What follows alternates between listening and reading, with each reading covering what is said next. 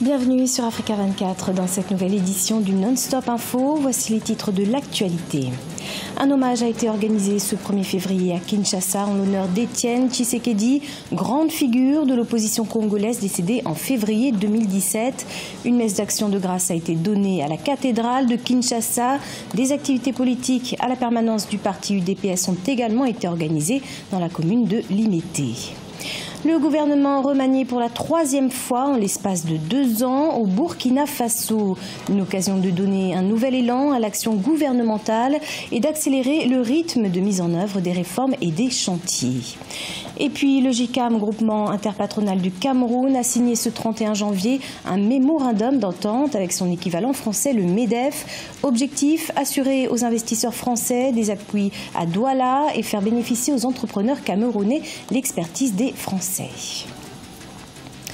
Figure emblématique de l'opposition congolaise, voici un an, ce 1er février, que l'opposant Étienne Tshisekedi a perdu la vie. Faute d'accord entre l'UDPS, l'Union pour la démocratie et le progrès social et le gouvernement, son corps est toujours dans un funérarium à Bruxelles. Une journée d'hommage a par ailleurs été organisée ce jeudi 1er février à Kinshasa. En son honneur, je vous propose d'écouter Georges Kapiamba, président de l'Association congolaise pour l'action à la justice, au micro de Jacques Mboka, notre correspondant à Kinshasa. On l'écoute. Il ne peut pas y avoir de raison pour condamner son corps en exil, moins encore la veuve ainsi que tous ces enfants qui ne savent pas aujourd'hui terminer leur deuil. Donc nous avions lancé un appel à l'endroit du gouvernement pour qu'il lève tous les obstacles aujourd'hui qui empêchent le rapatriement de la dépouille mortelle de feu Étienne Tshisekedi, et nous continuons encore à le faire parce que c'est inacceptable, c'est une violation flagrante des droits qui lui est reconnu en tant qu'une personne qui a travaillé beaucoup pour la démocratie, pour un état de droit, qui doit être enterré dans la dignité, mais surtout aussi les droits reconnus à la veuve ainsi qu'à ses enfants, les orphelins, de terminer leur deuil. Également dans l'actualité, ce remaniement ministériel au Burkina Faso, reconduit à la tête d'un nouveau gouvernement de 33 membres dans la soirée du 31 janvier 2018. Le Premier ministre Paul Kabatieba entend poursuivre l'exécution du programme présidentiel. Son objectif, consolider les acquis et accélérer la mise en œuvre des réformes. Jean-Paul Ouedraogo, notre correspondant au Burkina Faso. Sans grand chamboulement dans le fond, c'est un gouvernement remanié pour la 3e fois en l'espace de 2 ans que le Premier ministre Paul Kabatieba a présenté à la presse à l'issue d'une brève séance de travail tenue ce jeudi 1er février 2018. Un gouvernement jeune, réajusté à 33 membres contre 32 dans le précédent gouvernement et assez illustratif de la proximité tant souhaitée par les Burkinabés. Proc Marc Christian Kaboré, en effet, a-t-il rappelé, avait promis lors de son accession au pouvoir de s'attaquer aux problèmes du contexte par plus d'engagement au travail. Cette séance de prise de contact a été l'occasion pour chacun de nous, en tout cas, de renouveler nos engagements et également de rassurer le président du Faso sur notre détermination.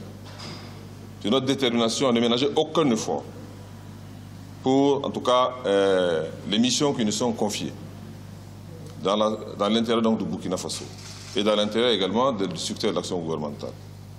Et ça veut dire que dès aujourd'hui, chacun doit se mettre au travail, bien entendu avec les principes que le président du Faso a fixés. Et ils ont été nombreux à féliciter la nouvelle composition dès la publication du décret. Parmi les nouveaux entrants, le constitutionnaliste Seyni Ouedraogo, le juriste Abdoul Karim Sango, Aruna Kaboré et Laurence Marshall Ilboudou. L'on note aussi des innovations qui sont la création d'un ministère d'État auprès de la présidence du Faso qui échoit désormais à l'ancien ministre de la Sécurité Simon Compaoré et d'un portefeuille plein chargé de l'intégration africaine, de la coopération régionale et des Burkinabés de l'extérieur. Vous avez également noté qu'il y a eu un effort de rajeunissement dans le gouvernement. Vous avez vu qu'il y a la confiance qui a été faite aux jeunes. Ça, c'est dans le but donc, de donner une certaine vitalité et un nouvel élan à l'action gouvernementale, de manière à ce que cette deuxième phase soit vraiment l'année et soit la phase vraiment où on puisse accélérer vraiment les rythmes de mise en œuvre des réformes et les rythmes de mise en œuvre donc, des chantiers. Cela ne fait aucun doute que 2018 aura été une année charnière dans le quinquennat du président Kaboré. Ce remaniement revêt une extrême importance selon les autorités qui entendent tirer les enseignements des 2 précédentes années de gouvernance afin de consolider les acquis et accélérer la mise en œuvre des réformes entrant dans le cadre du programme présidentiel. Dans le cadre de sa politique d'ouverture à l'international, le JICAM a relancé sa coopération avec le MEDEF, Mouvement des entreprises de France, mis en hibernation depuis plusieurs années. L'organisation lorgne parallèlement la diaspora camerounaise. C'est un sujet de Graziella Tchakounte et de Sébastien Paula. De la parole à l'acte. Dans le cadre de sa politique d'ouverture à l'international, le groupement interpatronal du Cameroun a signé ce 31 janvier 2018 un mémorandum d'entente avec son équivalent français, le MEDEF. Un mémorandum pour jeter les bases d'une nouvelle collaboration entre les 2 institutions. Plus concrètement, le JICAM s'engage à assurer aux investisseurs français un accompagnement en échange de l'expertise du MEDEF en matière de formation et de gouvernance. Si vous n'avez pas un partenaire local, vous ne pouvez rien faire.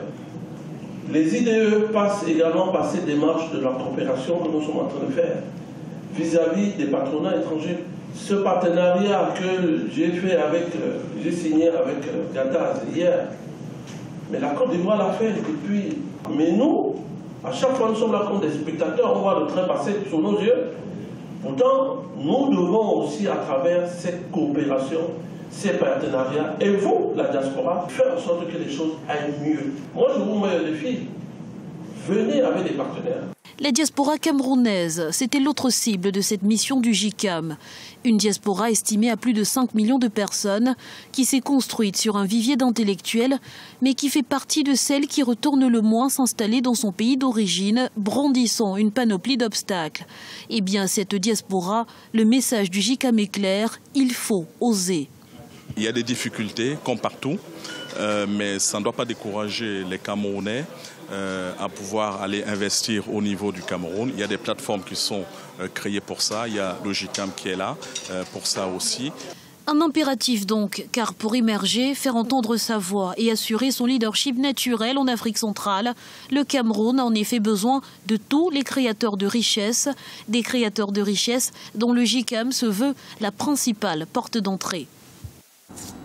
L'immobilier connaît un boom sur le continent africain, mais pour profiter pleinement de son potentiel, beaucoup reste encore à faire. La Société financière internationale a donc prévu d'investir dans le secteur de l'habitat au niveau de l'UEMOA, de quoi faciliter l'accès au logement. Les détails dans ce sujet d'Ibrahima Djoumaba.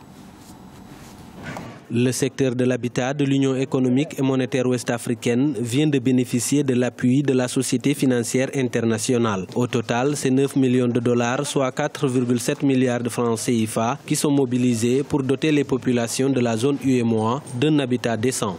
Il faut savoir que le problème qui a été donc décelé au niveau de l'immobilier, au niveau des pays du monde, c'est un problème d'impossibilité de l'offre de logement à faire face à la demande. C'est un problème qui est récurrent, qui est là depuis longtemps. Les États au niveau de l'UEMOA ont essayé de faire des réactions. Je prends l'exemple du Sénégal. C'est dans ce sens-là qu'il faut comprendre donc cette propension donc de la Société financière internationale à venir accompagner les États dans l'accessibilité au logement. L'enveloppe sera allouée à la Caisse régionale de refinancement hypothécaire de l'UEMOA, chargée de faciliter l'accès des populations aux prêts immobiliers à travers un apport de liquidités aux banques. Objectif, moderniser l'habitat social dans les pays membres de l'Union.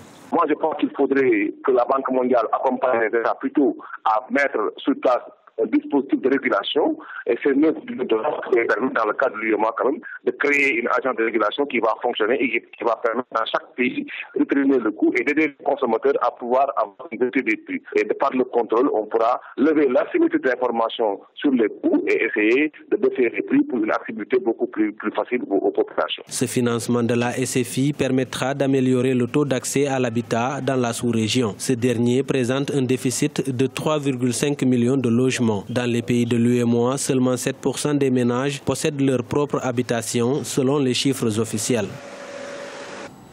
C'était le journal de la rédaction. Merci de votre fidélité. Retrouvez dans un instant une nouvelle édition de l'information sur Africa 24.